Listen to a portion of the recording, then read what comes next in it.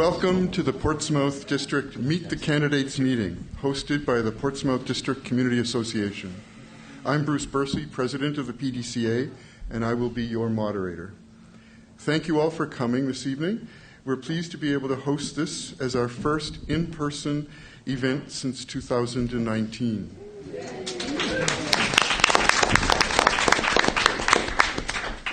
While we have met using Zoom about several important issues over the past 2 years, this is really a welcome opportunity to see everybody face-to-face again. Thank you for coming.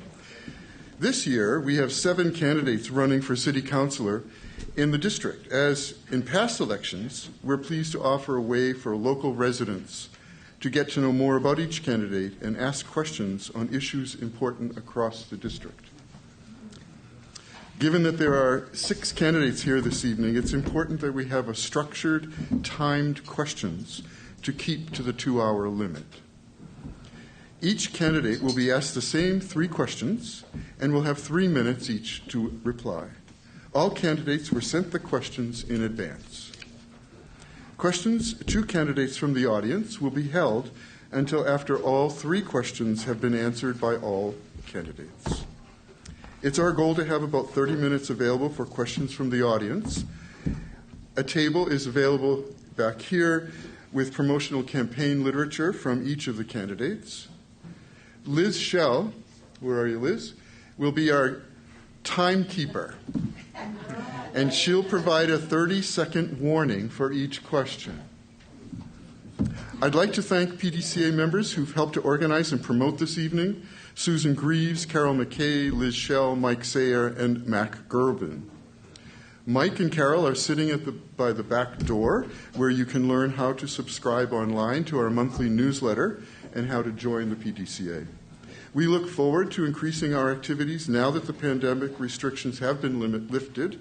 And if you're interested in joining one of our committees or the executive committee, there are openings on the Communication and Events Committee, the Gardening Committee, the Heritage Committee, and as well, the position of Secretary is vacant. I'd like to thank Tim Hortons for their donation of coffee and snacks over here, so please help yourself. I'd also like to thank Kojiko Your TV for filming this session and making it available on their YouTube channel. Now, without further ado, we shall turn our attention to the candidates. It's my pleasure to introduce to you Dawn Amos, Nicole Florent, Colleen Murphy, Oren Nimmelman, Ashley Perna, and Zachary Teifer. The first question is a candidate introduction, really. Tell us about yourself and your top priorities for the district. Each will have 3 minutes, and we will start this question with Dawn. Good afternoon or good evening, everyone. Thank you for hosting this. It's a great opportunity to get to meet everybody. So I'm Dawn Amos, lifelong Kingstonian, lifelong in the area in various capacities in different parts of the district. I did used to live in Portsmouth district, and then I met my lovely wife, and she pulled me to her district. I was in an apartment and she was in a house, so you can see with the type of housing that we're dealing with right now, it made sense for me to move with her. I still work in the district. For 8 years, I've been the executive director for the Seniors Association on Francis Street. So I'm well-versed in the community, and when I get in trouble, I buy flowers at the florist shop. When I have a sweet tooth, I go down to the bakery to have a butter tart. I've sailed on the St. Lawrence too, the brigantine. So I'm well versed in the area. I've been here, like I said, for a number of years. The Seniors Association, as I stated, there are 302 active living centers in the province. The Seniors Association is the biggest, the largest in the province. Oshawa says that they're number 1, but if you know Oshawa, no good ever comes out of Oshawa. So, my apologies if you're from Oshawa. You're in Kingston now, so you're in a great spot. I'm used to dealing with provincial ministries, federal departments, municipal committees of all kinds. My background is such that I'm used to dealing with all three levels of government, and I bring that experience forward. One of the questions, or part of this question, is what's your top priority for the district? For me, it's being an accessible and responsive counselor to the district. Someone who, can you give me a show of hands? How many times have you reached and filed a complaint by email? Nobody? Filed a complaint verbally, by phone. And what's the worst feeling that you have? Never hearing back. I'm in the world of customer service, and the first thing that you do is you make sure that you follow through and you reply back. You may not like the answer that you get, but at least you know that someone is hearing you and is listening to your concern and is being responsive and attentive. Thanks, Liz. So the other major concern that for me in this district is the sheer amount of building that is going to take place. And that's the perpetual construction on King Street, Elevator Bay Towers, Prison for Women, Olympic Harbour redevelopment. Those are important aspects that a councillor needs to be aware of and stay on top of, and work with all three levels of government and work with the current councillors that are being elected. That's my specialty. I'll leave that with you. Nicole. Thank you to the Portsmouth District Community Association for organizing the event and many others. Good evening. My name is Nicole Florent. I've lived in Kingston since 1983, 33 years in Lakeside and 6 years in Portsmouth District. Bonjour à tous et toutes. Mon nom est Nicole Florent et je suis arrivée à Kingston pour un changement d'emploi en 1983. Alors, ça fait 33 ans dans le district de Lakeside et 6 ans dans le district de Portsmouth. During this time, I worked in various nursing departments and information technology at KGH, full-time, part-time, on the front line in education, in administration, as well as in project management.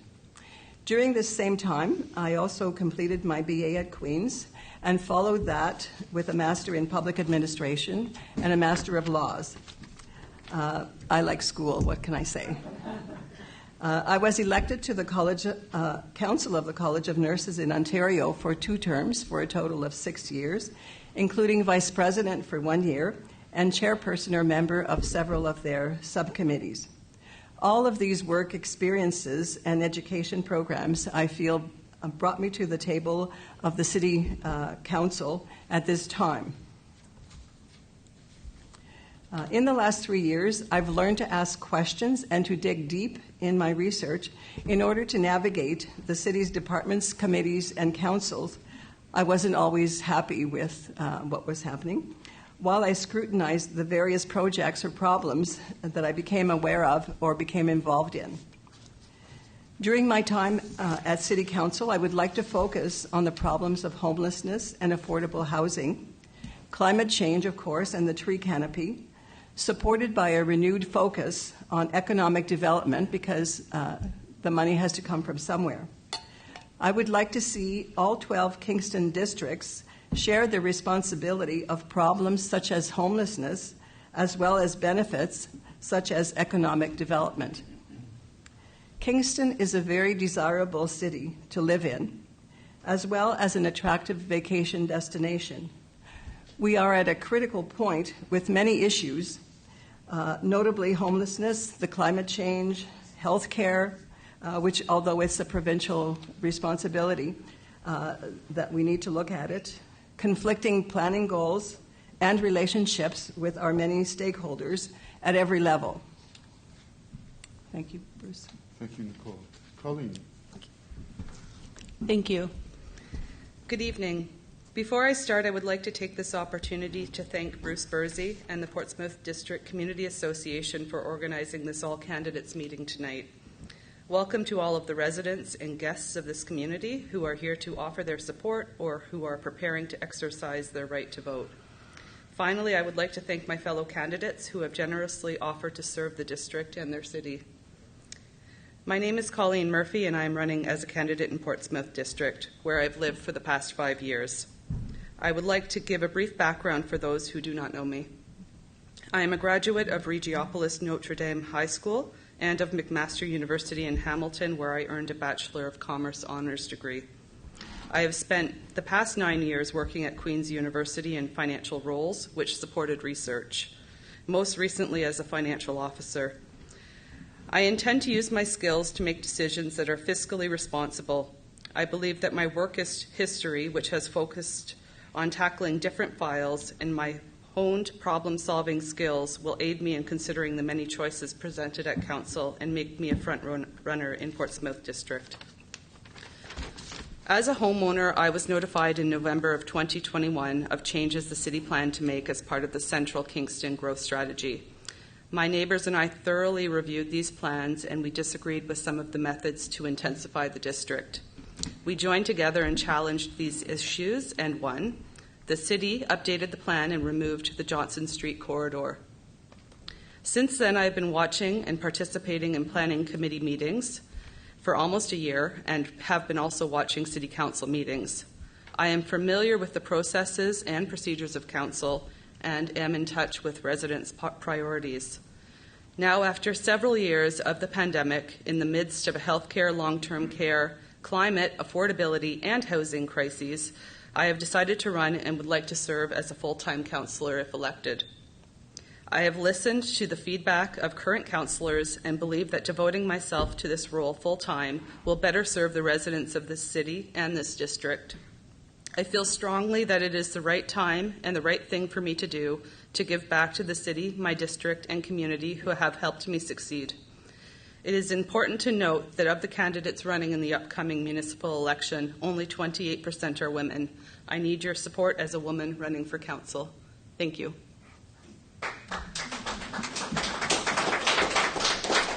Thank you, Colleen. Oren. Hi there. I'm Oren Nimmelman. It's good to see all of you, and thank you all for having me. I serve on the NDP Riding Association Executive, and I'm really grateful that I got the endorsement from the Kingston and District Labour Council for my commitment to make sure that when we have economic prosperity, it raises all of us and not just a small handful. I was handler on the Vixa High campaign. I left town for a couple of months during the provincial to act as campaign manager in Lanark, Frontenac, Kingston, because they needed a campaign manager against Randy Hillier's old district or old riding. We lost. In between, when the war broke out, I left for Europe. I spent most of March and April in Ukraine and Poland, getting aid across the border up until the larger organizations decided it was safe enough to go into Ukraine themselves. My priorities are twofold: climate and housing. Now, since we're doing shows of hands, I know that the audience here skews, let's be honest, towards the more comfortable in general of the district. But many of you have friends and children who are struggling, who don't have a fair shake at the stability and prosperity that you did. Now, I'd like a show of hands.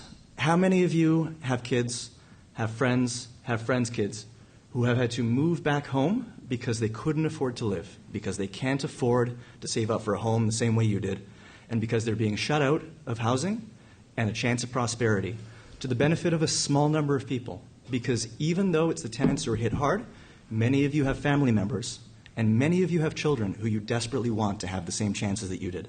And currently, on the track that we're on, it's not happening. There are only a small number of people who are benefiting from this. It's the people who have enough money that not only can they survive retirement with their home equity, but they can leave a massive endowment to their children.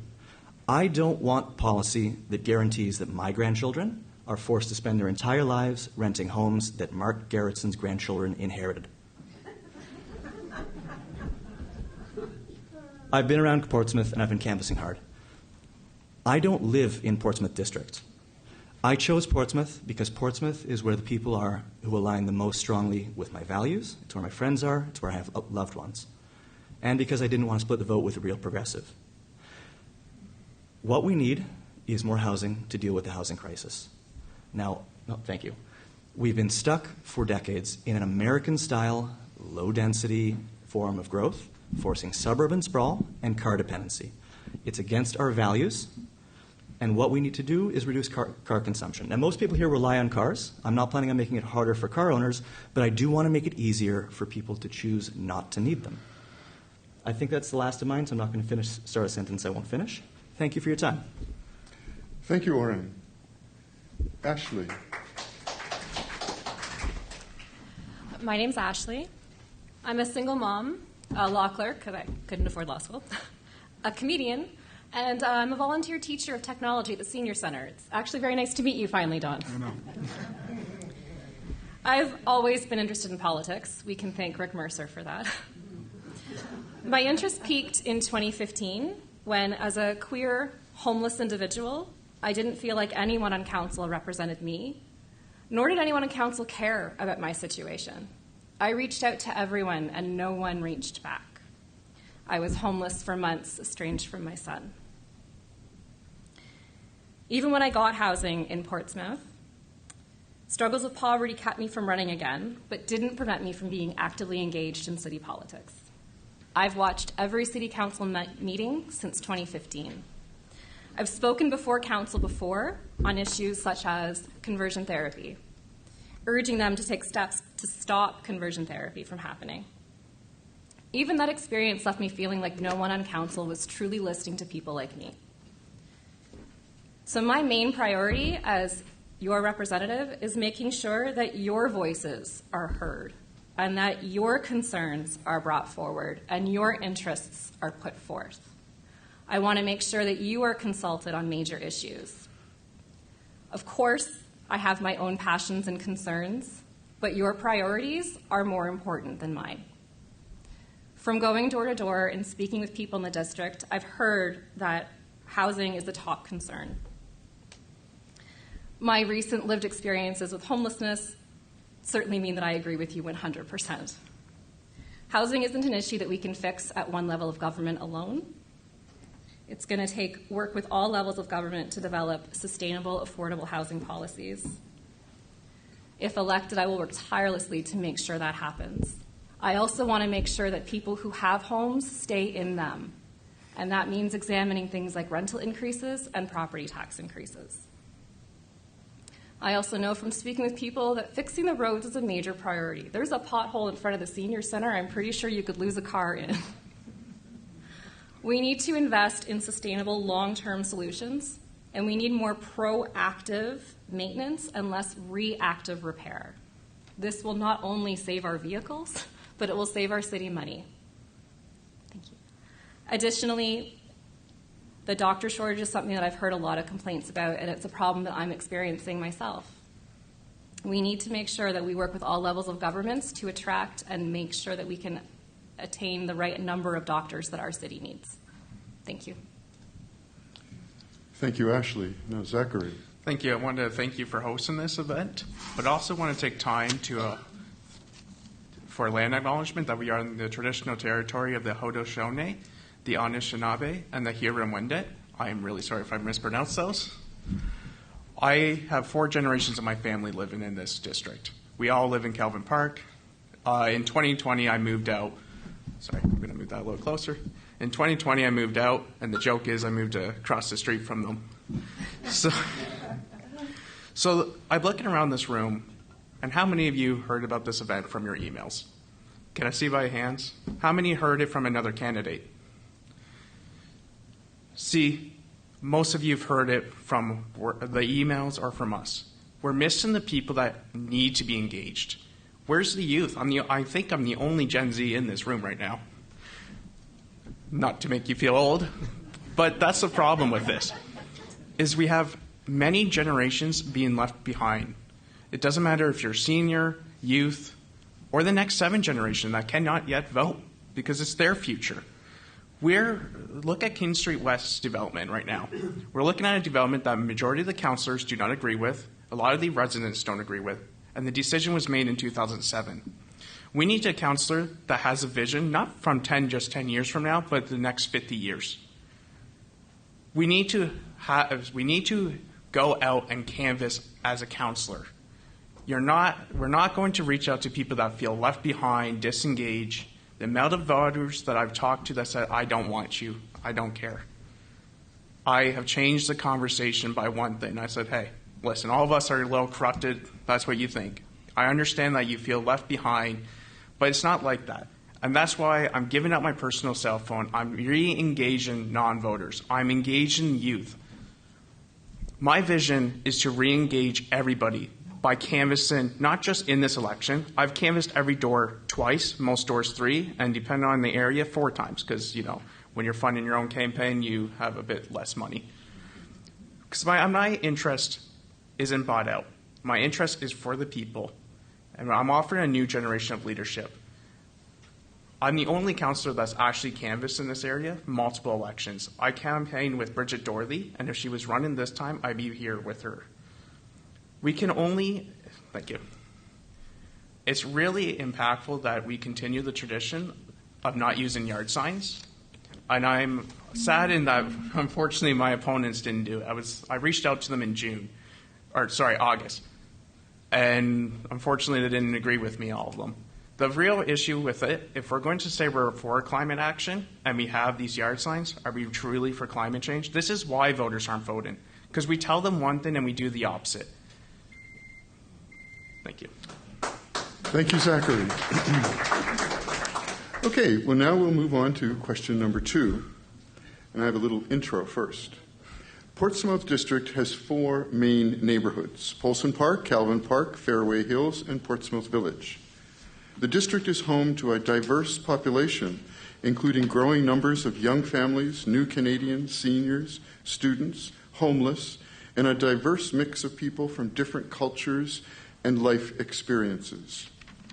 The question is, how will you ensure the wide range of interests and needs from across the entire district will be represented and addressed in your work as City Councillor? And we'll start this time with Zachary. Oh. Thank you. Well, like I said, I'm going to engage voters after being elected and re-engaging with them. But as for Portsmouth, I'm going to take each area and say what I kind of want to do for them. So Portsmouth and Harbour, I want to host town halls and canvass the village areas again. I said canvassing. And for any new development that's proposed down there, I want to bring the public and ensuring that they have a voice there through the process. So I'm going to canvass multiple times. It's the benefit of being so young, you can walk. So that's what I'm going to be doing, is that I will have the energy to engage you, come to you. You don't have to look in your emails. How many people even look at their emails? Half the time it goes in your spam folder, so you miss out on it, and then you go, oh, dang, I wish I could have seen it. For the Fairway Hills, and Polson Park, I'm going to continue the investments to ensure that the space stays accessible, and it's one of the locations I would like to pilot at Plastic Roads. Plastic Roads is a way to end potholes. Now, it's not the greatest climate policy because depending on the technology used, it also hits the climate, but long term is better because rather than us repairing the roads every year, it feels like, I would like to give you a life expectancy, but BC's been using it for 5 years now, and they have yet to have to repair it. Alberta's been using it since 1990, and they've only had to repair it twice. So no potholes, no cracks. For the Calvin Park, which is where I spend most of my time, because that's where I'm from, I want to work to reduce the traffic speed and to increase the green space around the area. In fact, I would love to put a community garden inside the Roden Park. Sorry, I've always called it Calvin Park. I realized that it was not called Roden Park halfway through my 15s. But I also want to focus on the apartment buildings and where most of the people in this today are here are not in. And that is the people that are living in DMS, Kingston Frontenac, and Homestead. They need reworking. We need to ensure these buildings have not only affordable housing, but we need to ensure these buildings are kept up to code. There's a bug infestation problem, and every councillor has been trying to figure out a solution. We need to work all together, not just on all levels of governments, but with the landlords and tenants, because there isn't the enemy. For too long, we've been playing the blame game. You know what? The blame game's over. It's all of our fault. So let's re-engage. Let's sit down at the table, no matter if it takes 24 hours. I hate those meetings. Do not sit in a meeting for 24 hours, please. But that's the energy that I have. I will spend the time for 24 hours, 48 hours, if I have to find solutions that have never been talked about. Because at some point, we have to stop saying, well, we'll worry about this. Darn it. Should have stopped. Thank you, Zachary. Ashley. Thank you very much. So my main priority really is to do just that, represent the wide range of interests and needs from those who live in the district. To do that, I intend on doing significant consultation with everyone before making any major decisions. Throughout the campaign, I've made myself available at the Tim Hortons on King Street West for anyone who wants to come chat with me. I've been there every Sunday from 3:30 till 5, and I will do that as long as I am needed to throughout the entire campaign, and if elected, I will do that throughout my entire term as your counselor. Additionally, if elected, I'll have website polls on all major issues, so you just have to click a button and you can make sure that you're heard. I believe that town hall meetings are crucial before any major decisions are made. I also intend on making sure that you know what's going to be happening at council meetings before you find out from the newspaper. A big complaint that I've heard is that people don't know what's going to be discussed. Of course, council meeting agendas are available the Thursday before, but who wants to click through 7 million links and read 400 pages of a PDF? If elected, I'll make sure that all of this information is available in an easily digestible form. It's crucial to me to ensure that everyone who lives in this district has a chance to make an informed decision on any issue that's made. As I've said, this is going to involve extensive consultation, especially before any new developments are approved. Another priority for the district is to ensure that our road repair and long-term road maintenance is kept up and done in a way that is not only fiscally responsible, but well done too. Again, we don't want to be losing vehicles in potholes. I also think it's important that we invest in green spaces in the area, particularly more trees along major pedestrian routes. Thank you. Thank you, Ashley. Oren. I'm setting my own 3-minute timer so I'm not blindsided by the 30. Hey, everybody. Okay, so climate change is here. It's not a problem. It's a crisis. We are already seeing flooding happening more often. We are seeing places elsewhere in the world where there are heat waves and power outages that are so bad, it's not a matter of inconvenience. It's how big the body count is. Now, we hear a lot about symbolic measures. I want to just be upfront. It was courteous of you not to name me as someone who was using signs. I am one of those people who is using signs because I believe in things that make real change, not little symbolic things. All of the signs in the campaign amounts to the CO2 of 1 tank of gas. That's a drive to Toronto to see your friends. We've all done it. And most of the way back, because you can't quite get all the way back home with that. Now, the decisions that we make about how we plan our city and what kind of community we're going to be impact orders of magnitude more than that. So when you hear people talk about symbolic measures, weigh it against that, because decisions that make it easy for one driver to choose to go car-free isn't the 40 or 50 kilograms of all those campaign signs. It's 2,000 to 2,500 per driver that it's made more easy to choose to go car-free. So no, I'm not doing symbolic measures. And the largest reason I'm not taking symbolic measures is because without signs, I'm going to be totally honest, we will end up with a councillor in Portsmouth who gets their funding from developer landlords. I have the 2018 financials from Don Amos when he ran in Collins Bay Ridge, with large donations from 2 Springers and Mr. Pylon, a large developer. Now, you might think maybe it's just friends that are doing it, but it's actually the same 3 people that you see showing up in the center-right and right-wing candidates in different districts in that year, because they're donating to the people who are in their best financial interests. And their best financial interests are not the financial interests of you and your families and your children. We can't allow someone who's in the pockets of landlords and developers to end up as a district councillor. And we need to rally around somebody who's an actual progressive. You know what? I'm going to yield the... No. Screw it. Lastly, we need to make sure that when there is economic prosperity, it gets to everybody, because that's not what we've been seeing. We're used to thinking of divisions between the middle-class people, and most people do see themselves as middle class, and the people who are lower class. And those divisions are baldly silly. Because those of you who can count on a comfortable retirement know in the back of your head that your kids don't have that same chance. And again, there are only a small number of people who are going to be benefiting from that. It's the kind of people who are benefiting from, who are contributing to Mr. Amos's campaign. It's the same kind of people on the, I'll finish this thought later. I got three seconds? 4. Shit, I could have gone longer. Thank you, Oren, excuse me. Ash, the next is Colleen. Thank you. So as I said earlier, I have been living in Portsmouth District for the past 5 years and am now actively canvassing the many neighborhoods.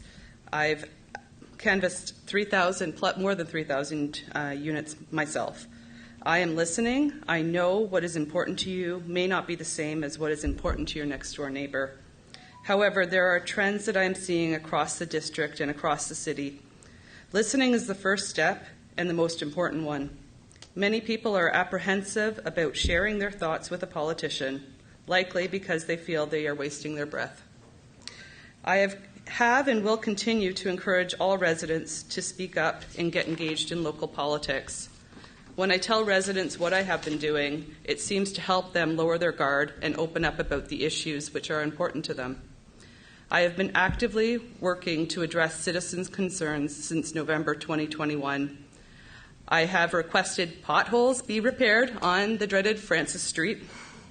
I have requested updates from the planning department on many files. I have even tried to get a family doctor for residents whose family doctor was retiring. I have been speaking with residents from all neighborhoods, Fairway Hills, Polson Park, Calvin Park, and Portsmouth. I will address some of the trends now, and I will speak to housing and affordability in my response in the second question. Portsmouth is a mature district that hasn't seen improvements to our backbone infrastructure for many decades. Our infrastructure is at the end of its useful life, so I would like to see a commitment to invest in public resources like the Portsmouth Olympic Harbour, our parks, especially play structures located close to apartment buildings, transit, including active transportation, traffic calming measures, and in improving our crumbling roads, curbs, sidewalks, and sewers. We also need to focus on supports to help seniors stay in their homes longer, providing access to health care, and on residents' concerns about safety, security, and theft. I aim to serve and respect all constituents, people both young and old, of all abilities, both mental and physical, of all income levels and faiths, BIPOC, people from the lesbian, gay, bi, trans, and queer communities. Equality and accessibility and inclusion are very important to me. Barriers which preclude involvement by members of our community need to be identified and addressed so that we can all come together and solve the significant issues we face today. I value feedback and ability to see different issues from different perspectives. A lack of diversity only limits our ability to name the factors at play and reduces our ability to find effective solutions. Serving on council is about representing this district. It is not about my views. Thank you. Thank you, Colleen. Nicole. Thank you. I interpreted this question to have a focus on racial or financial equality rather than more of the planning, physical aspects. And I think in terms of being able to mix and live with people, that in some ways someone who, like me, who has worked in hospitals since the 60s and 70s, we were the first environment where we had people from all over the world. Every country was represented, and everybody's capabilities were respected, irregardless of where they came from or what they did. I do consider, though, that in terms of the city, there may be one thing that they have started to do well. I know we have a lot of criticisms, but I did look at their established procedures such as online consultation and committee participation. I think that's a good first step for people to be involved equally. But it needs to go further than that. I'm not sure where all those consultation information goes to. I think it's important to walk and drive throughout our district. That was the biggest lesson that I learned in the last month or so, trying to match up with what the planning committee or the council was telling me about what our environment was like. And what I saw were different kinds of housing, rich people or poor people, people who had a basement apartment, people who were of Asian descent, people who were of other cultures. And I do remember from the time that I first moved here in Kingston, there was a cultural festival every June, which allowed us to see the foods and the cultures and the dress and so on of many cultures that we were elbow to elbow with. And some of these people had been in some, for example, the Greek population have been in here for decades and very quiet about their participation in the city. I think it's important to realize that there are already policies and procedures to enhance the protection of minorities, and they do. Everyone has access to the same benefits and subsidizations, but we have to put them into action. It's not enough for the laws to be there. We have to ensure that everybody benefits from their rights. I also think it's important to rescue or stand up for someone who is being victimized. And that's one of the strongest ways to educate people about living with different entities, different cultures. And as we have seen in the last... Okay. Can I just finish the sentence? Sure. Just finish the sentence. Just as we've seen in some other cities where attacks on people have been documented on TV, that's part of the education of this phenomenon of living with other different cultures. And everyone will be the winners for it. Thank you, Nicole. Don. And Don, you're next. Okay. Most of you would have met me at the door. August I came around. September I did a round 2, and October I'm coming around for a third time. If you've seen me at your door, you would have seen I had a handler with me, and that individual was taking notes. And the notes were the thoughts, concerns, worries, ideas that you had about the district and about the city. All of those notes have been recorded. All of those notes have been put into a spreadsheet for me so that I clearly understand what the needs of the district are. And like I said, I'm on my third round now, so if I miss you at the door, my apologies, but I will be around again. It's a great weight loss program. You've been really open, and I do want to thank you for that, because you have 6, 7 strangers coming to your door probably asking the same question, and you've shown patience to all of us, and you've shown patience in sharing your ideas, and I want to thank you for that. Those notes that I've recorded, they've given me a mandate for the next 4 years. They've given me the goals and objectives of what you have or what you want for this district, and I've developed them and put them in, or will be developing them and putting them into themes, and in those themes, objectives will come out. And in my everyday role as an executive director, I work for a charity nonprofit. Charity nonprofits every year have to hold an annual general meeting. At that annual general meeting, you have to give a report card back to your, in my case, membership, in this case, constituents, of what you've been doing and how the city's been doing and where everything is on the list. So ways to communicate that, well, Portsmouth has a fantastic newsletter that goes out, and that's a great utilization tool to reach everyone. As well as I get emails from various constituents, and I've gotten a lot of emails, I've gotten a lot of phone calls. All of those have been recorded as well and added into my priority list, if you will, so that nothing gets lost, nothing gets forgotten. Your ideas are important, and it comes back to being a responsive and accessible counselor, and someone who is used to understanding what a strategic plan is, and then implementing that plan to make sure that those goals and objectives are met. And I'll leave that for your consideration. Thank you. Thank you, Don. Okay, the third question, and there's another preface. Portsmouth District is a desirable place to live for many reasons. Proximity to downtown, the Kingston Center, Queen's and St. Lawrence College, access to schools and safe neighborhoods to raise children, an accessible public transit system and parks and wonderful pathways along the lake and throughout the neighborhoods. In short, the community here works, and it is a stable, safe place for families, seniors, newcomers, students, and visitors alike.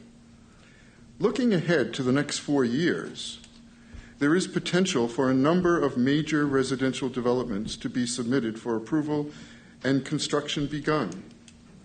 This could mean eventually thousands of new residents could be moving into our neighborhoods. What do you see as some of the major challenges this will bring to the district, and how can we ensure our stable neighborhoods continue to be safe, affordable, and welcoming places for everyone to live? And we'll start this time with Dawn. Thanks. Okay, affordable housing obviously is the top of the list, and any time that you have demand at this scale and you've got capacity at this scale, you're gonna run into affordable housing issues. And cities grow. That's just a fact. We need more housing, but we need to do it in a proper and an intelligent way that fits the community. There are certain ideas that want to be implemented in this district that don't fit the community profile. And I want to be clear on that I don't support it. There are other ideas that will be coming forward that could fit the community profile, but it comes back to listening to the community and then being an advocate for the community and working through those situations as a council and with city staff and with developers. So with this potential housing coming into this district, the southern part of this district has no grocery store.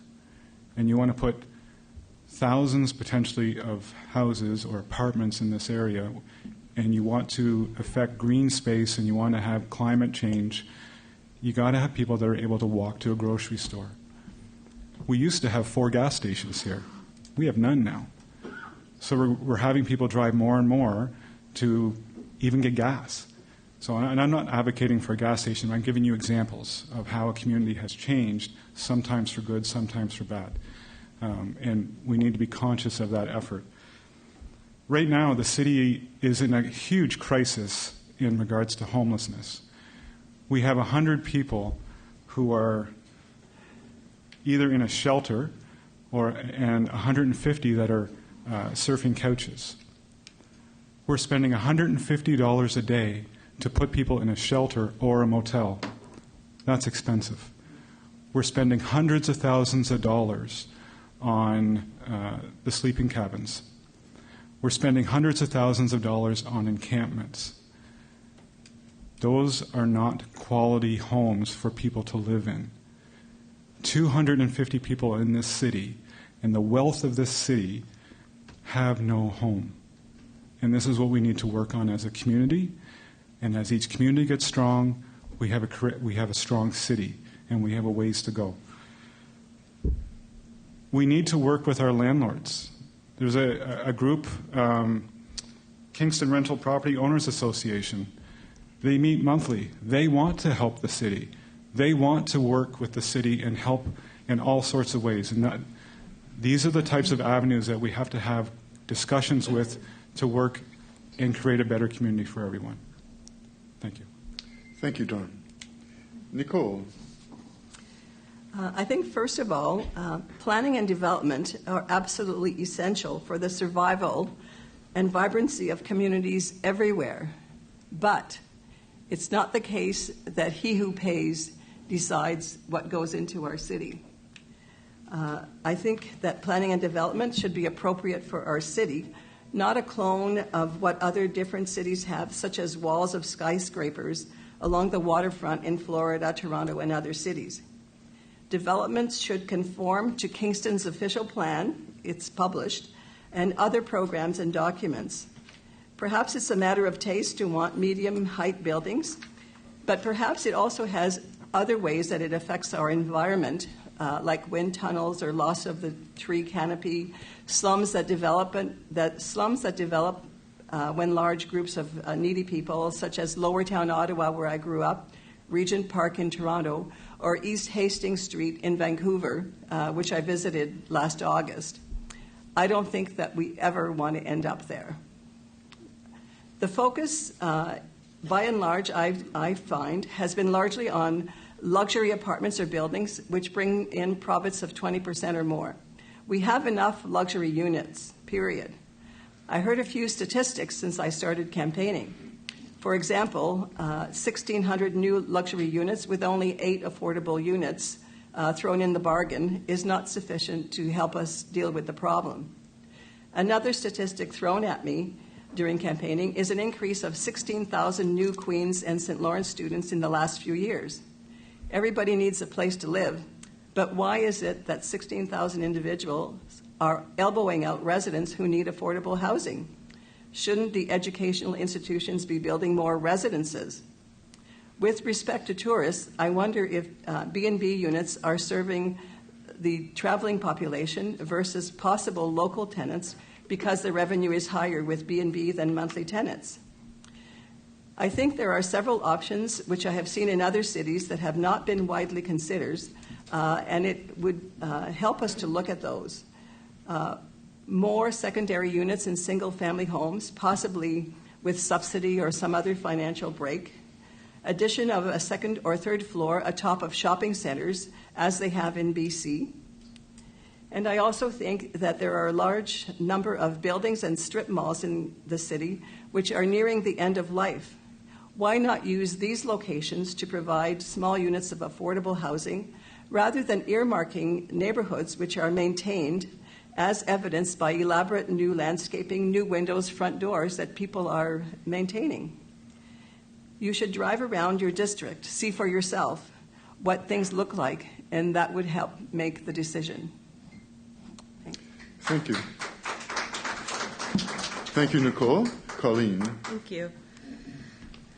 Portsmouth District is facing enormous pressures to intensify. There are many applications currently in queue for Planning Committee reviews and approvals. I follow housing and affordability issues and recognize the need to create more affordable housing citywide, especially rent geared to income units. This is the top issue across the city. A recent CBC article entitled "Housing Could Be the Foundation of Kingston's Mayoral Race" by Michelle Allen stated, Kingston's long-standing housing woes became even more acute during the pandemic. Last year, Kingston had the second lowest rental vacancy rate in the province's major cities, higher only than Peterborough. Kingston's vacancy rate is 1.4%, making its rental market tighter than those of Barrie, Belleville, Greater Sudbury, Kitchener, Cambridge, Waterloo, Oshawa, Hamilton, and Toronto. The average rent for a 2-bedroom unit in Kingston is over $1,400. The average price of a resale home surpassed $600,000, an increase of more than 25% compared to 2020. The income required to purchase a home remained well above the actual average income, pushing home ownership out of reach for most potential first-time buyers. Developing a resident-led plan for Portsmouth District is priority number 1. Portsmouth District lacks a lot of the services and businesses that other surrounding districts have. We are predominantly a residential district. The Central Kingston Growth Strategy failed to have a meaningful engagement with residents. By completing this document, we will be able to prioritize infrastructure repairs and investments, identify opportunities for active transportation corridors, green spaces, and housing intensification.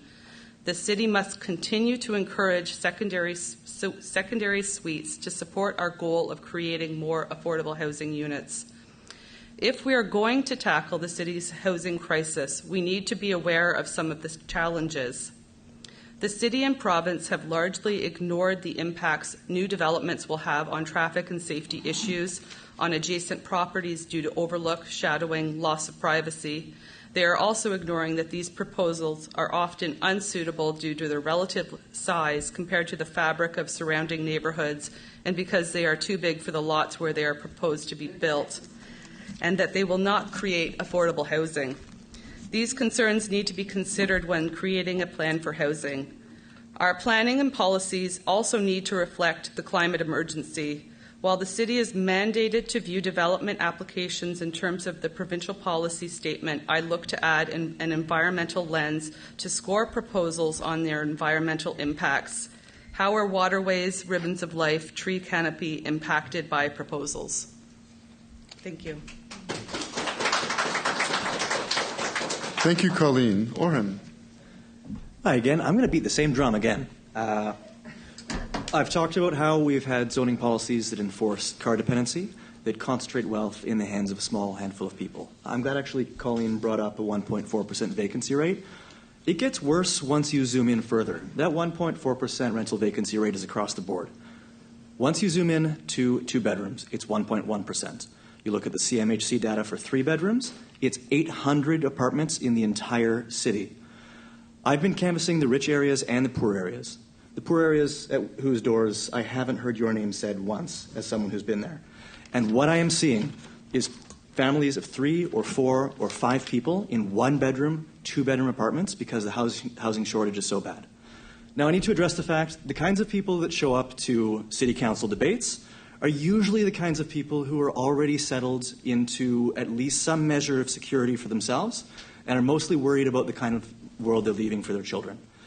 With the amount of housing shortage that we have and the amount of car dependency that we've been enforcing with low-density zoning, it hasn't been in line with the values that I'm hearing at the doors.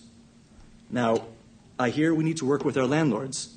What we need to do is crack down on unethical practices by landlords. Rent evictions have gone up. Bad faith evictions have gone up, largely because the housing shortage is so bad that landlords know they can keep their places in disrepair and they can always rent it out. They can charge insane amounts of rent and they can always rent it out. Ms. Murphy is very proud of having fought against densification on the Johnson Street corridor. That densification would have allowed people to need cars less. It would have created homes that more people can live in so that fewer of your adult kids have to move in with you and be locked out of the kind of prosperity that you were able to fight for. What we need is a Kingston that works for everybody. The city shouldn't be supporting businesses that pay anybody less than a living wage. We do need to densify because you can either grow upward or grow outward. And suburban sprawl means increasing infrastructure costs to build, to maintain, and to restore. Now we are seeing the cost of bad decisions we made 50 years ago. And I can't undo our bad decisions 50 years ago when we started building a city that was car dependent by design. We can't continue doing it. Now we're seeing the restoration cost for the roads, the water garbage and snow removal, and those things begin to balloon. It's time to start building a city that's healthier, that makes it easier for people to choose not to own cars, that gives people a chance of some sort of security in life and the ability to finally start a family for young people, even if they aren't a Patry or a Gerritsen or someone who already lives on a street where there's about $200,000 worth of car in just about every driveway. We need a fairer Kingston for everybody. Thank you. Thank you, Oren. Ashley. So, Portsmouth is honestly my favorite district. I've wanted to live here since the moment I came to Kingston for the first time, and I'm thrilled that that is where I happen to find housing. That being said, I also want to make it clear that I'm not anti-development, but I'm anti-irresponsible and inappropriate development. I think that we need to direct high-density development along major thoroughways and away from the waterfronts. We need to be directing that kind of development towards the major nodes and corridors. This will encourage more transit as well and give people the option to go car-free if they want to. I believe that we also need to develop really good sense of place policies. We need to protect the best aspects of this district while as defined by those who live here, not defined by people on council who aren't actively engaged in this district. We need to make sure that we're protecting those best aspects while also protecting against that inappropriate development. If elected, I will make sure that everyone is consulted. Everyone will have a chance to make sure that they get to tell me what they think about new developments before I vote for them. Thank you. Thank you, Ashley. Zachary. I want to revise the outdated land use management or ordinance to allow the type of comprehensive land use policy that we need now that can address equality, smart growth, connectivity, and climate mitigation. You know, we talked about the vacancy rate. We increased the vacancy rate. It was the lowest in Canada. In the same time, we also increased the rent the highest in Canada. We have a problem. It's not build, build, build. We've been building for decades now. What? We're going to build for the next 50 years? No affordable housing has been offered. The thing is, we need to streamline the process. We need to streamline the process to add affordable rental units to primary residence. That's making sure that there is a pathway to home ownership while also offering affordable housing. We're living in a decade now where housing is a crisis, but it's been a crisis older than me. How long does my generation have to wait before we see any action on affordable housing, climate change, or the healthcare? I was born into these crises. 22 years and going strong with no sign in sight. You wonder what they talk about your grandchildren and your kids. Your kids and grandchildren probably don't want kids because we can't afford our damn leg. We need to make transit free. That's a radical idea, but we can do it. If we made our roads out of plastic, that's why I said at the beginning that plastic roads might not be the benefit at the beginning, but it is long term. Because we could use the renewed funds that we have to make transit free. I want to pilot the 701 and 702 transit route. Why? Because that goes all the way to Division Street, Kingston Center, Downtown Transfer Point, the malls, both malls. And I also want to build a tiny home community where the old soccer dome used to be. I understand that we got to stop moving the homeless people around. And why in cabinets? You show me a person that wants to live in a cabinet without a washroom, without kitchen. I don't, and I know you don't. So why are we not giving them a tiny home community? We can build 250, which is our estimated population, behind the soccer, where the old soccer dome used to be, behind the 300 Conacher building. And why that location? Because it's close to Service Ontario. It's close to many other services. And if you're like me, no frills is your best friend on a budget. You know, we talked about who's funding our campaigns. I'm honored to have Simon Chappelle's endorsement because he also pointed out that my interest, I'm not backed up by anybody, thank you. I threw 25% of my yearly income. That took me 4 years to save up. I flip burgers. I make almost minimum wage. $16,000 is my yearly income. I threw $4,000 my own donation. My highest donation is $300 from my grandparents, who are two small business owners. I'm not backed up by anybody. And I'm backed up by the generation that's being left behind. And you know what? That doesn't just go for Gen Z. It goes for seniors. I'm the only candidate to release a senior strategy. Thank you. Thank you, Zachary. Okay, we've reached the time for audience questions. And we're a little ahead of time, so I'm happy with that. So we'll have about 45 minutes as needed for questions. And to help ensure the online audience can hear the questions clearly, there is a microphone that Rob will be bringing around so that it will be recorded on your TV. So you can, let's see, please state your name and the neighborhood you live in. For example, Polson Park, Fairway Hills, Calvin Park, Portsmouth Village. To make sure as many as possible can ask a question, you're asked to limit to one brief question at a time. You can direct your question to one or more candidates, and the candidates will have 2 minutes to respond to each question. And time permitting, we'll have additional rounds of questions.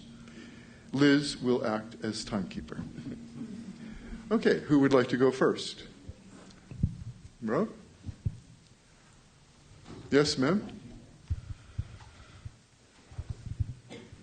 Hello, my name is Angel McKinnon, Portsmouth Village for 41 years. My question is for everybody. I'd like an answer from everybody. We're talking about above ground building. What about under the ground? What is our sewer support? Everybody poops. Everybody has a shower.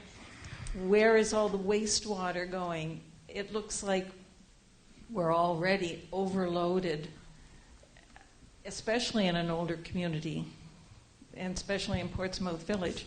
I know there's some sort of development going on King Street that's gone on for 400 years, which I suppose is supposed to help the Portsmouth people with their sewage, the disposal. And then there's the above-ground flooding that happens very much in Portsmouth Village. Everyone's had a flooded basement at some time. I'm sorry for the longer question, but what is being looked at with supporting all of this development and redevelopment? Where's the money going to come from? And how is this going to be supporting all of this development? Thank you.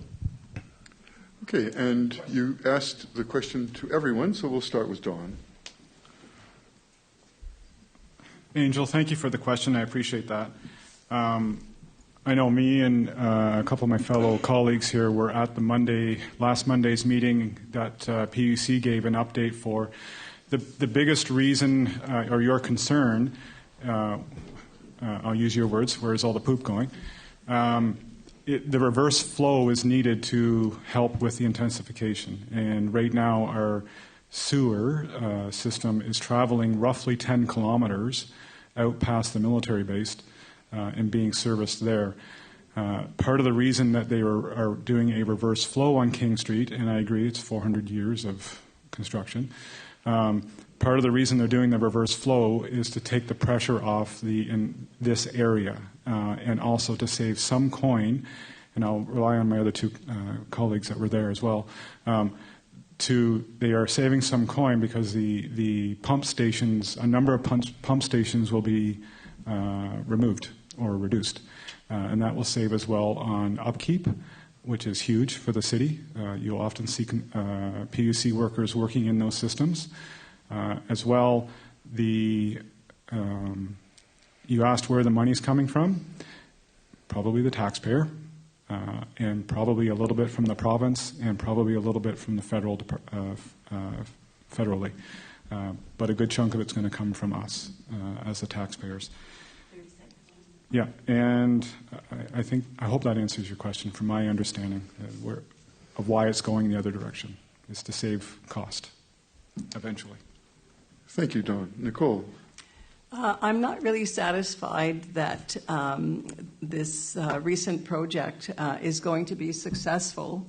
I think in the proposed construction on the pier, as well as the sewer project that's going on and has gone on with the road half closed for 3-4 years, many weeks without having any work or any action taking place, and creating a dangerous situation for cars and bicycles and everybody trying to meet each other on there. I'm worried about the water part, not the sewer pooping part, but the water part, namely Lake Ontario, encroaching on those two projects. So, for example, they did mention at the meeting that, of course, if you're doing construction near water, you have to de-water the area, and therefore you need a permit from the province. If I remember correctly, they said that they had a permit for removing 3.1 million gallons a day in order to do the construction. But lo and behold, they were taking out 31 million gallons, and it was still flooding. So, as I said, I have my doubts as to how the successful completion of that project. But we have a new Utilities Kingston manager now who was in charge of that meeting, so hopefully he'll bring some ideas from somewhere else. The production of gas lines or electrical lines or sewers or water, I'm just not sure how it's all going to pan out. I think it's overly ambitious, but maybe I'll be proven wrong. I'm not an engineer after all. And that's, whenever someone makes a comment, that's what we're told. Well, you're not an engineer after all. Thank you, Nicole. Colleen. Thank you. Yes, I was attending the meeting held by Utilities Kingston roughly a week or two ago that was held up at the hockey rinks by the. I don't play hockey. In any case, I can confirm that there was at least this many people there for that meeting, including myself, Nicole, and Dawn. We were very interested in hearing what they were going to report, considering the amount of delays that we've seen. I can just reiterate that the current wastewater, it goes to Aberdeen, which is right across the street here, and then it's diverted to Ravensview, which is out Highway 2.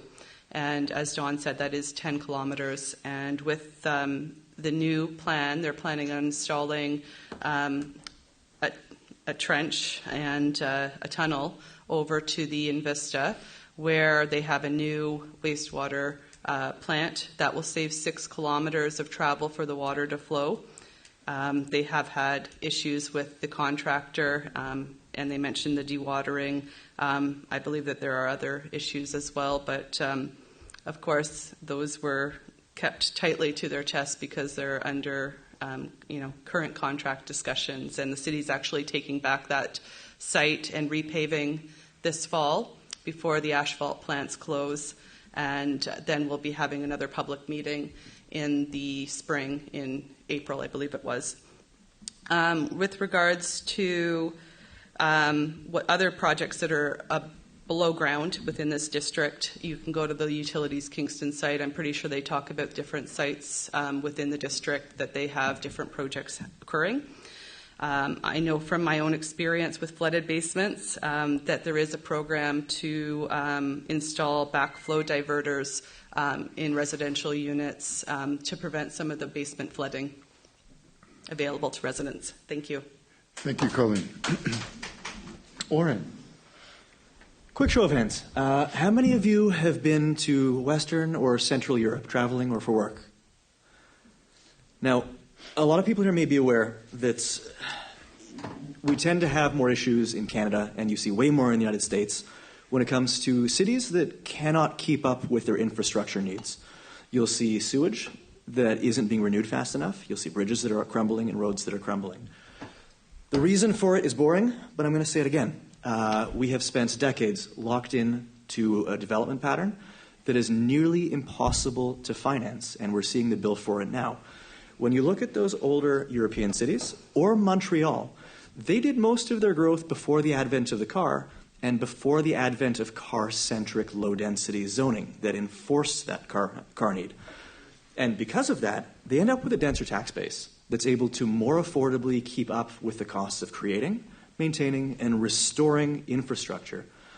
As we push all of our population growth into suburban sprawl, we exponentially increase the cost of creating, maintaining, and delivering that infrastructure. And sewage is one of the biggest costs among them. And yet, we seem to be doubling down on that. What we need to do is allow an actual healthy growth pattern, the kind that you'd see in a European city or in Montreal. The American-style low-density zoning that we've been allowing is corrosive to our community. It increases our housing shortage. It makes it impossible to afford to keep up with infrastructure, and it increases your tax bills because we can't efficiently keep up with our infrastructure needs with an American-style zoning rule. Yeah, you know what? That's it. I'll call it that. Thank you, Oren. Ashley. So I firmly believe that we need to have solid infrastructure plans in place before we even consider the idea of new development. It doesn't make a lot of sense to be voting on whether or not we're going to put a building up if we don't know how we're going to take away the poop. I also want to speak to the delays that are happening. I've noticed in going door to door and to receiving emails from people that there needs to be a greater communication about these delays from the city to those in the district who are affected. There's no reason that we should be wondering what's going to happen with those roads. We should know if work stopped, we should know why, and maybe an anticipated deadline for when it may resume. Or if we don't have that, we need to explain why as well. And if elected, I will make sure that there is that greater communication from your councillor to you in the district. And I'll also make sure that any new infrastructure project is explained in user-friendly terms and that you have an opportunity to tell me what you think about it before I vote on it. Thank you. Thank you, Ashley. Zachary. Thanks for the question. And I'm not going to repeat my opponents. I majority agree with Oren on this. So I'm going to talk about some bit of ways for us to reduce our waste. Japan's actually uses a toilet. So obviously they use their toilets, but on the back of their toilet is how they wash their hands. So it actually uses the same water to flush down their toilet. We need to start reducing our consumption, and we need to look outside of just North America. Because we're so far behind that we look like a third world developed nations to these first world developed nations. Which is kind of sad because we have the resources to solve these problems. We just chose not to for years, and now we're paying the price. And we're going to keep paying the price if we don't start looking outside the box. New technology, and development projects will come up. The question is, do we want to take a risk on new technologies that have never been tested? I say yes. If we do not take any risks, we're going to have the same solutions that we've been offered for 22 years. I can't go any farther back. I've only been alive that long. So that's the issue. We're hearing so much now that we're at cross tables. We either stay on course and we deny the next generation their future, or we change course. And I'm sorry, the boomers were one of the most progressive generations out there. It's something that we kind of forget. So I believe that we can work with all generations to get the resources that we need and think outside the box. It's time for us to adapt to Europe, Japan's way of doing things, and learn how to learn new ideas. And that's kind of what I am, a new generation of leadership, bringing in new ideas.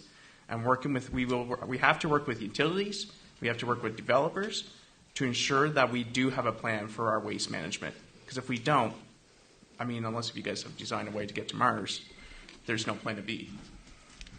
Thank you, Zachary. Okay, the next question, Jennifer.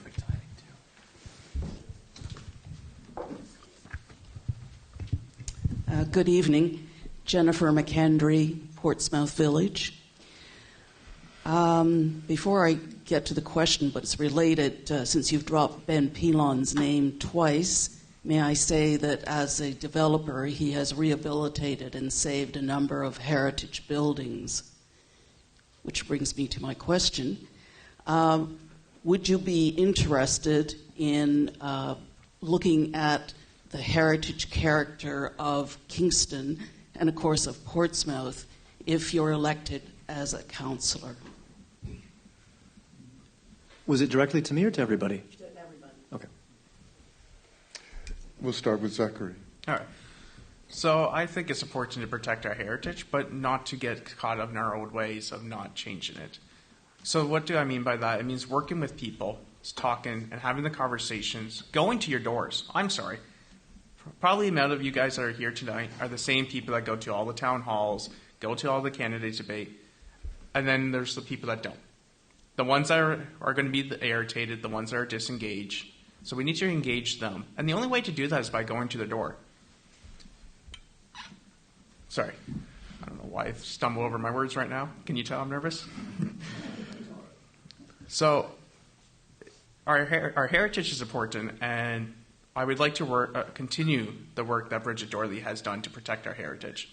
We have many buildings, especially in the village, that people don't want to see lose, and I don't want to see we lose it either. But if we are, we need to ensure that the people support it. That's actually going to benefit not just for the 4 years, but benefit generations that are yet to even come. I cannot think about this and express how far we have chosen to ignore progress. And we've done it because nobody wants to get uncomfortable. Now the people that are feeling uncomfortable, it's almost every generation is feeling uncomfortable. So now we're all being breathed on our neck. Even the people that are living comfortably are looking at it, well, I hope my kid can get by, my grandchildren can get by. It pains. And I know it pains you. In COVID, when the pandemic hit, you were promised that we were in it together. And we kind of were. We all just got left behind. It's big developers that got ahead. I'll end it there before. Thank you, Zachary. Ashley. I completely agree that we need to protect our heritage without being stuck in the past. If something happens and we do need to lose a heritage building, we need to make sure that what replaces it is built in the same character with the same aesthetic. I also think it's important that when we look at new developments, that we look at the character of the area where the development is being built. Nothing stands out more than a great big ugly giant building built in the middle of an area filled with beautiful old homes. So I think that it is important that we maintain our heritage and we maintain that feel and that aesthetic and that old look of Portsmouth without being so stuck in the past that we're too scared for newness or new development. Thank you. Thank you, Ashley. Oren. 2 minutes? Yes. I'm actually glad to hear that Mr.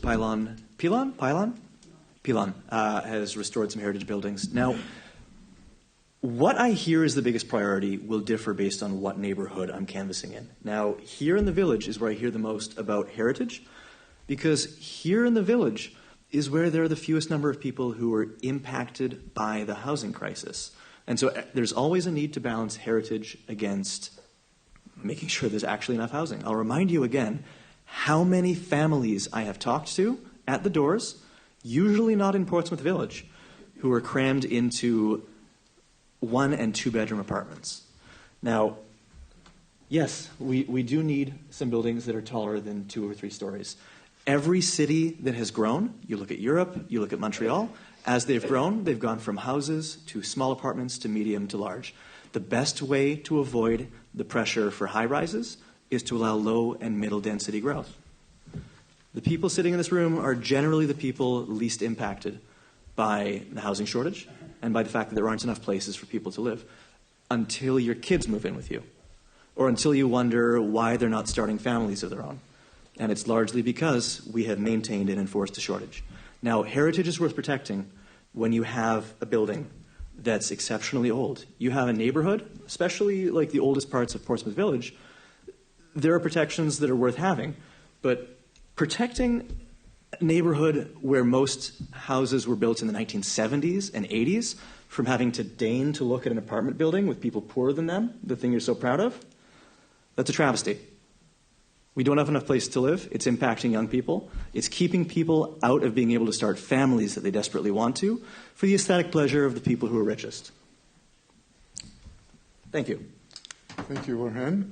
Colleen. Thank you for the question. And Jennifer, I have some of your books at home, and I'm very, very interested in the local history of Portsmouth District and the city in general. Do I believe we should be protecting those buildings? Absolutely. The day that the Karnovs, forgive me if I say this wrong, but the Karnovsky Bakery building was collapsed after Christmas, I had seen them do work on it. I could tell it was going to happen, and then they had the erosion. Luckily, that developer, even though they had contributed to its failure, rebuilt it. I support that. I am the daughter of a tradesperson. I am the spouse of a tradesperson. These are the buildings, the creations of the hands of the people that came before us. We need to respect that. We need to know where we came from. We need to know all of our history. Portsmouth District, wasn't always part of the city. You all know that. The city sort of built up around it and became the city that we now know today. So do I appreciate that? Yes. The only tourism or whatever that I could afford to do this summer was to go to Napanee and visit some of their local museums and things like that. I'm always celebrating local history. I'm always celebrating local craft. It's very important to who we are as a community, and I believe in definitely preserving it. I'm not going to dignify some of my other council candidates' comments because those are his and probably his alone. But thank you.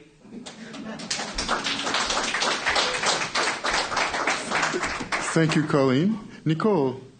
Of course, we should preserve old buildings that are worthy, that have strong bones.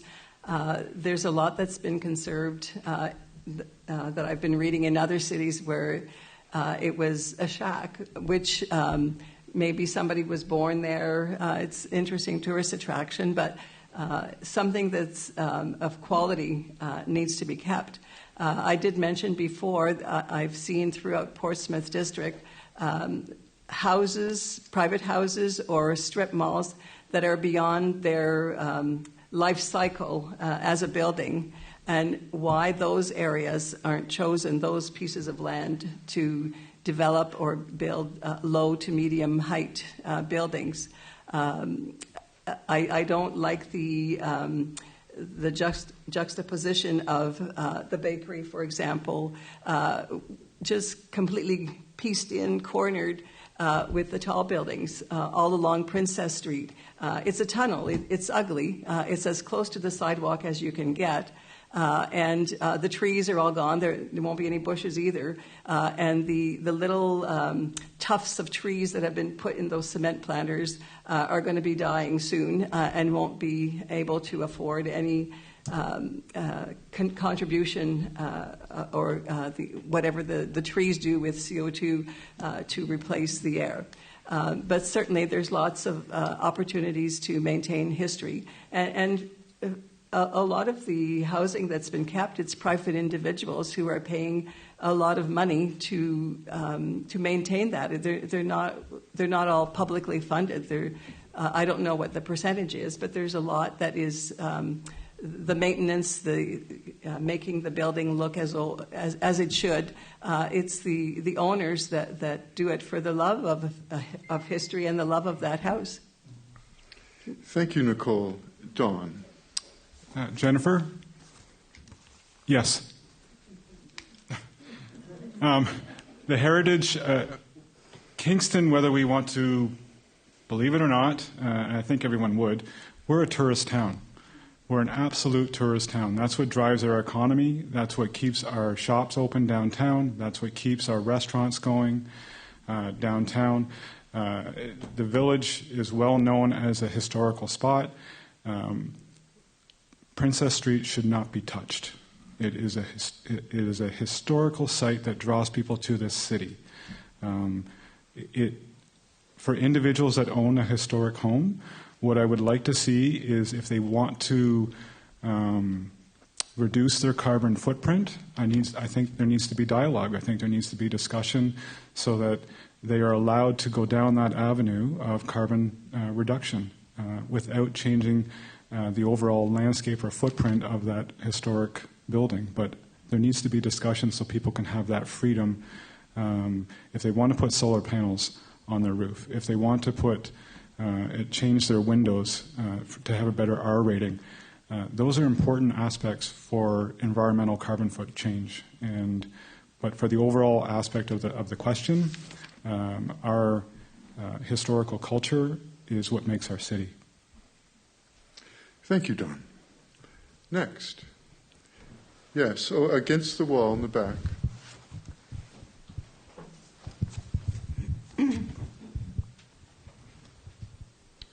I'm Amanda Bongers. I've lived in the Portsmouth Village for almost 4 years now.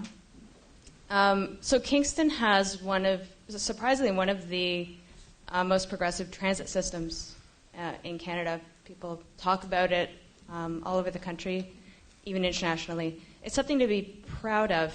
I came from Ottawa, and they had a transit challenge where all the city councillors were supposed to, and they couldn't do it. None of them could accomplish their daily work. And the privilege that you have to be able to say, you know what, I'm going to be an hour late for work today, and I can't do it, and I'll have to drive instead. People don't have that privilege. I wanted to ask, just even by a show of hands, if I'm allowed, how many of you take transit or maybe active transit, biking, to your work or to shop or things like that, at least, 3-4 times a week? Okay, so for the people who said yes to that, how are you going to advocate on council to get more funding for transit to continue to build their system? Thanks. Ashley. Thank you. I take transit exclusively. I don't drive. I don't have a car. I never have. I've never, ever in my life had the privilege of being able to just get in my car and get groceries. If I forget something at the grocery store, that's bare minimum another 25-minute walk. If elected, I think that what we need to do, and I agree with you, we do have an amazing transit system. There are always ways that we can improve it. I think right now what we need to do is improve not only accessibility to transit, but practicality. All of the buses that go to Polson Park, for example, from the Kingston Centre, leave at the same time. So if you finish your grocery shopping on Sunday, 1 minute after that bus is left, you're waiting 59 minutes for your next bus to get home. And we don't all have that kind of time. I don't know anyone who has, like you said, an hour just to be like, I guess I'm going to be late. So I think that that's where the funding needs to be directed into. We need to take a look at our transit routes, and we need to figure out a way to make them more practical, because I think that more people would take transit if it was just a matter of making it easier. Thank you. Thank you, Ashley. Zachary. Zachary? Yeah, sorry. Didn't want to talk over the clap. I know. I don't own a car, and if I tried to own a car, I'd be on the damn street. So busing is my biggest issue. It's actually, I'm the only candidate calling for a free transit pilot program, because if you want to see real investment into transit, you got to convince your other councillors to vote on it. And that starts by saying, listen, here's a free pilot. Let's do what other European countries are doing. And that's making transit free. Make it 15-minute commutes. So then you can miss the buses, because then you're only waiting for 15 minutes to get home. An extra 15 minutes, we all can spare that. The investments need to come to make transit free, to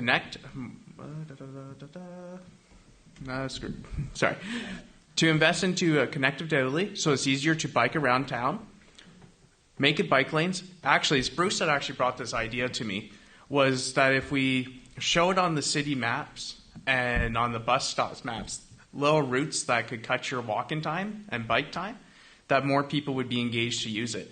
So I would love to do that, because we do have a lot of cut and corners areas. I do it all the time when I'm out canvassing for 8 hours. I love using those little side streets. So I would be a strong advocate for investing into our transit, and I think it's an excellent question. And yeah, I'm going to leave it on that. Thank you very much. And the lady in blue who raised her hand. Hi, I'm Madeline Eiler. Thank you so much. Hello, I'm Madeline Eiler. I've lived in Portsmouth Village for over 20 years, and I'm just so pleased to see so many wonderful candidates aspiring to serve us all. I think it's just great. So thank you for addressing the homelessness issue. I think that's a very important one. None of you, however, addressed the opioid crisis issue, and I think that is something all cities need to be addressing. So, as in many people dying of overdoses and everywhere that, could be someone's son or daughter or brother or sister. It could happen to anyone. So, what is your opinion on how Kingston should address the opioid crisis, and do you support initiatives such as the Integrated Care Hub? Thank you. And who would they be directed to? Everybody? Yep. Okay. Zachary, we'll start with you this time. Excellent question. It is one of the biggest issues that is facing there. It's drug poisoning, and there's stigma around it. There's not much the local governments can do on it. So where we have to make it up for it is building the stigma around it. I was the only candidate at the, I think it's called Mental Health Overdose Day. Thank you, International Overdose. Thank you, jeepers. And I agree with them. It shouldn't be called overdose. It's drug poisoning. These people wanted to live. There was mental health problems to it. It was poison. And I heard stories, and I know my friends and family have also done it. Sorry, it's an issue that touches home, actually. We all know somebody that's lost their life or has been around somebody that has somebody that has lost their life to the drug poison crisis. It comes down to removing the stigma on it, and putting pressure on the provincial and federal government to declare it an opioid crisis. We need to declare it as a crisis. It is. We need an emergency. As the provincial candidate for the Green Party, I called on that. I usually don't talk about that because, well, it's municipal. But we need to work with all levels of government. And that starts by being the person that goes up there and tell your story. Thank you. Mental health has been the shadow pandemic. And that's one of the biggest contributions to the overdose. If elected, I will bridge the gap and have the conversations that needs to happen with the ICU because they need support. They're being overworked right now, and they're not being able to offer these services to everybody that needs it. So we need to increase the service. That's why I want to build a tiny home community with wraparound service, work with the provincial and federal government to get that, and I knew that was coming. Thank you, Zachary. Ashley. Thank you. I've also lost loved ones to the opioid crisis, so I apologize if I stutter here. It's a healthcare crisis. No one uses opioids because they're mentally well. There's a huge shortage in mental health care services in Kingston. I can speak to that personally, and I'm more than happy to talk to anyone about it afterwards. But there is a huge mental health care crisis in Kingston, and it is manifesting itself one way with the opioid overdose. I think that I agree with Zachary. We do need to work really hard to reduce stigma around this. This means that testing sites should be very available. There are kits in Kingston you can get to test your drugs. These need to be more available, and it needs to be given to people without that stigma. Someone shouldn't be worried that they're going to get arrested or get charged with something because they're having their drugs tested. We also need more overdose kits out, and we need more supports for our mental health care services in town. And if elected, I will work tirelessly with all three levels of government to bring our city the funds and supports we need to address this. Thank you. Thank you, Ashley. Oren. I can't disagree with any of what she just said, so I'll just expand on it.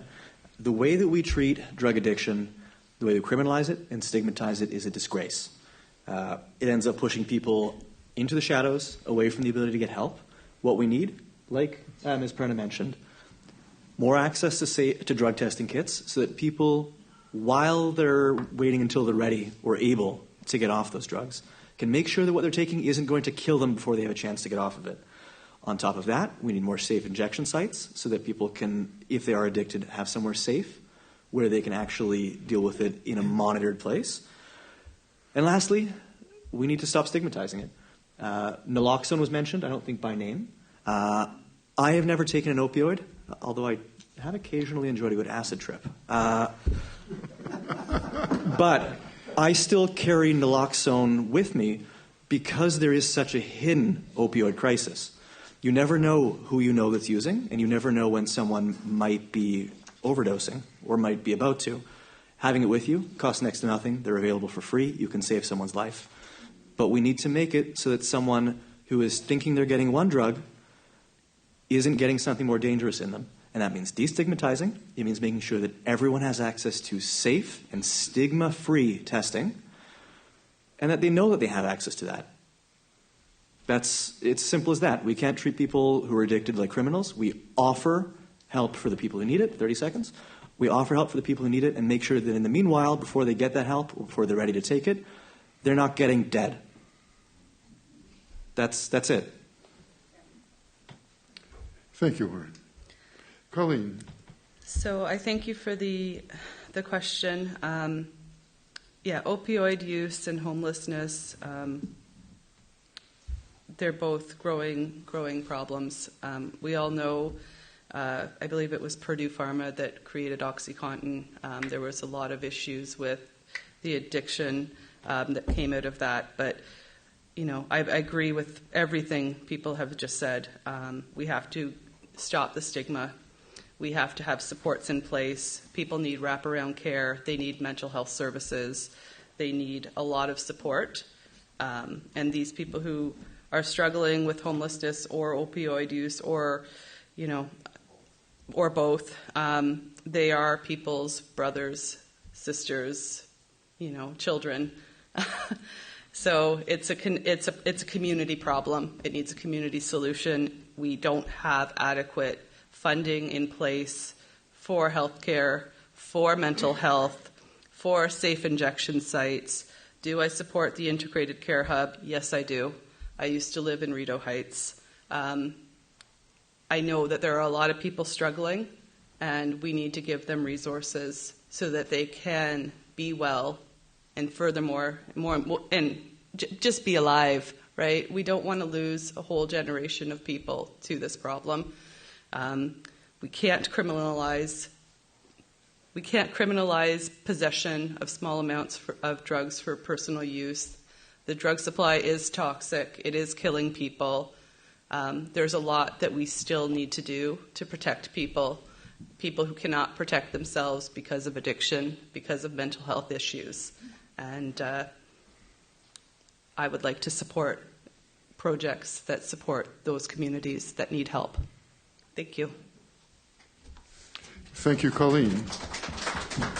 Nicole. As a nurse, I don't know where to start. I know that over time we had people in hospitals for mental health, for addiction, and I believe it was part of an economic decision on the government of Ontario to deinstitutionalize people and to save money. But what we ended up with are people who were on their own and defenseless with whatever mental health or drug addiction problem that they had. And I think for many people, it starts out as a bit of a judgmental thing.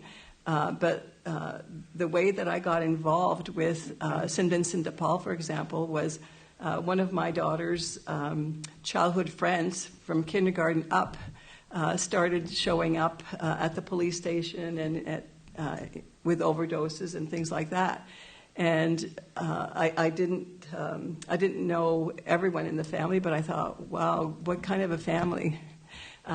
But that family was golden, and the person just needed more support, more time. Maybe if people don't believe in institutionalization, then you have maybe the tiny houses with a core series of services, the showers, the food, the kitchen, and you have offices where the social workers or the nurses or the nurse practitioner, somebody who will take control of that individual and start mobilizing them and the rest of their family so that they can get somewhere, because it happens in the best of families. Thank you, Nicole. Don? Madeline, great question. I think you found a common thread in all of us, and we are all in agreement that this is a huge issue. My wife and I have a family in Kingston where they went out and got an naloxone kit because they didn't know what was going to happen with their son. We carry a naloxone kit at the senior center, and people are wondering, for the seniors, it affects everybody. It's not just a youth movement of anything like that. It affects all ages, all demographics. My soon-to-be daughter-in-law works in the ER. She sees it. The largest death in Kingston on a yearly basis is opioids. It's scary, and people don't talk about it, and the stigmatization that comes with it needs to be broken down. Mental health is so, especially with COVID, people have become more isolated, and it affects even more of the mental health aspects of everything that we're dealing with. The province isn't giving enough funding, period. And that's where advocacy has to start at City Council and with mayors across the region to advocate for more funding. And our hospitals need more funding. And I'll leave it at that. Thank you, Don. Yes, ma'am.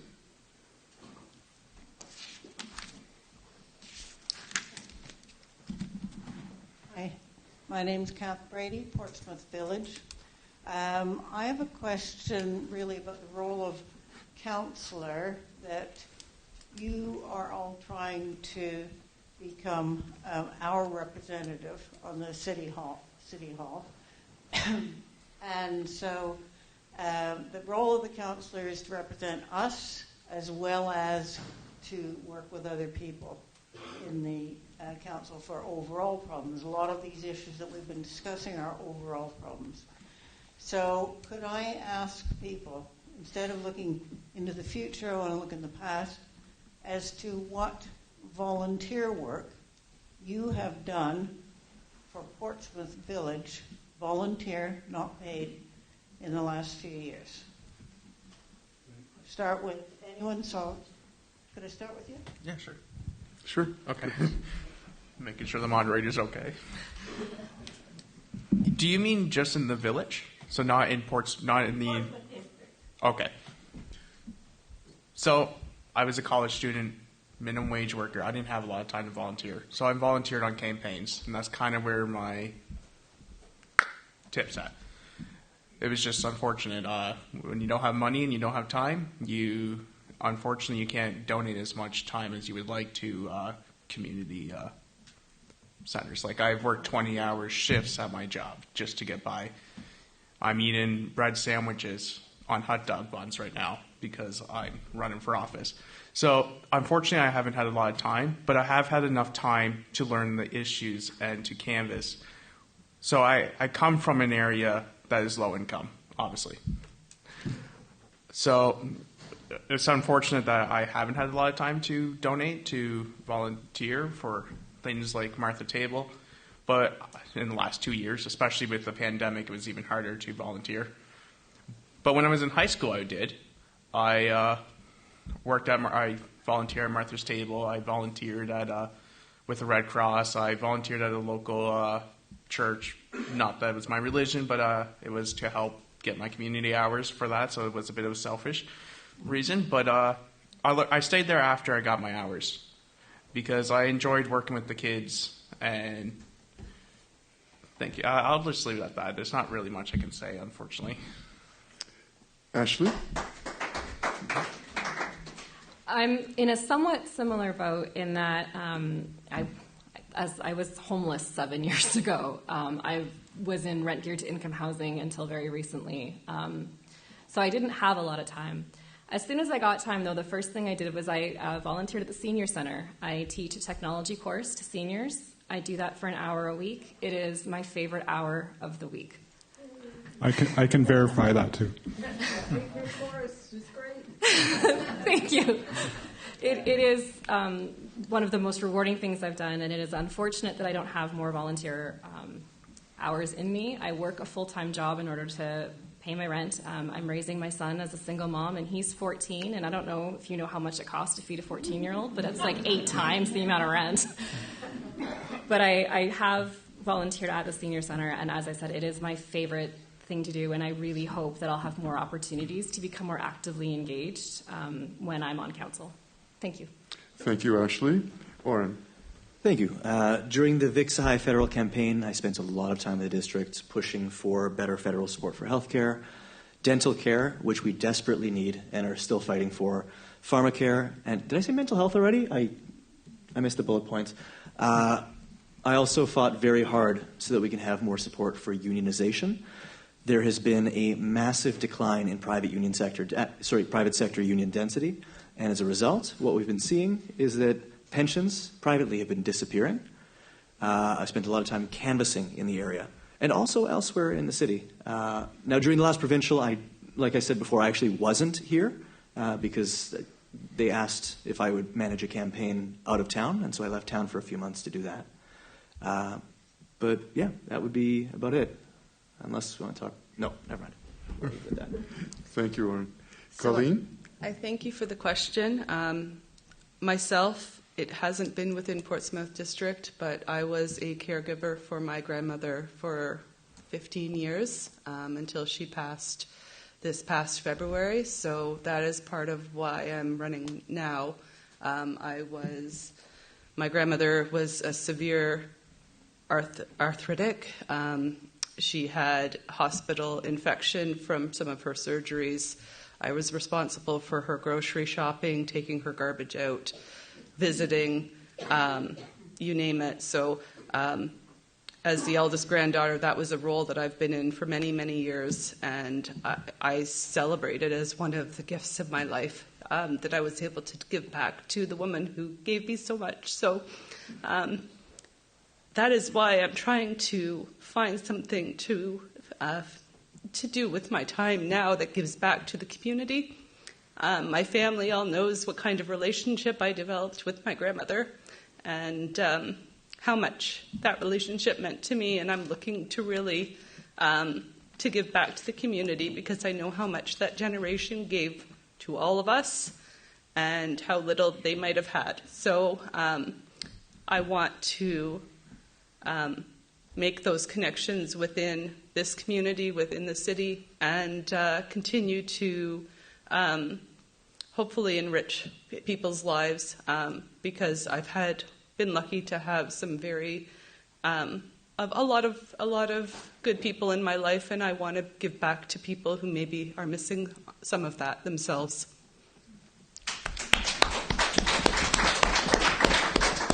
Thank you, Colleen. Nicole? I haven't volunteered in Portsmouth District. Over the years, I've volunteered sporadically with the Girl Guides and with the Heart and Stroke. I've done probably every fundraising run, the breast cancer and so on. But I think did I mention that I went to school and I had one child and 3 and so on. Anyway, but my favorite way to help was maybe you could call it under the table. You may not know that my license plate is called Caryatides, which is Greek for Greek goddess. And that is a group of, it represents a group of women that I've worked with over the years in abusive relationships. One was shot by her husband, one was stabbed by her husband, you know the kind of thing. I'm pleased that I was able to help them get through that mentally and also to help others. And that's the purpose of my little group that I call the Caryatides, because they're all women who have not only managed to survive these horrific situations, but they're strong and they help others now. Thank you, Nicole. Dawn. I'll give you some of the things I've volunteered with in the past, and then what I'm currently doing. So, I try to set an example to my kids of the importance of volunteering. So I was a volunteer coach for 15 years in soccer and a volunteer coach in hockey for 15 years. Soccer was way easier. You never want to coach midget hockey, ever. In regards to city volunteering, I've volunteered for 2 subcommittees of the city to help give back my perspectives of ways I can help with city, like I said, city committees. The city committees? Yeah. Yes and no. So I'm getting there. So, and then currently I've done pitch in Kingston in the district. And I've done that yearly for a number of years. And then I also volunteer, which is in the district. I volunteer every Wednesday morning for the past 6 years at the senior center. I go in at 7 o'clock and I bake. And I know it's kind of goofy, but I like to bake. So I cook. Yeah. So that's my volunteer. Thank you, Don. Many thanks to all of the candidates who did a super job tonight. It's really a pleasure to have facilitated.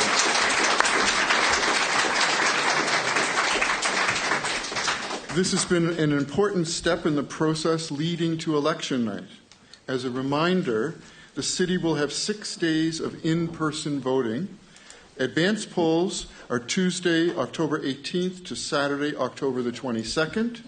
Final voting day is Monday, October the 24th at 10 a.m. to 8 p.m.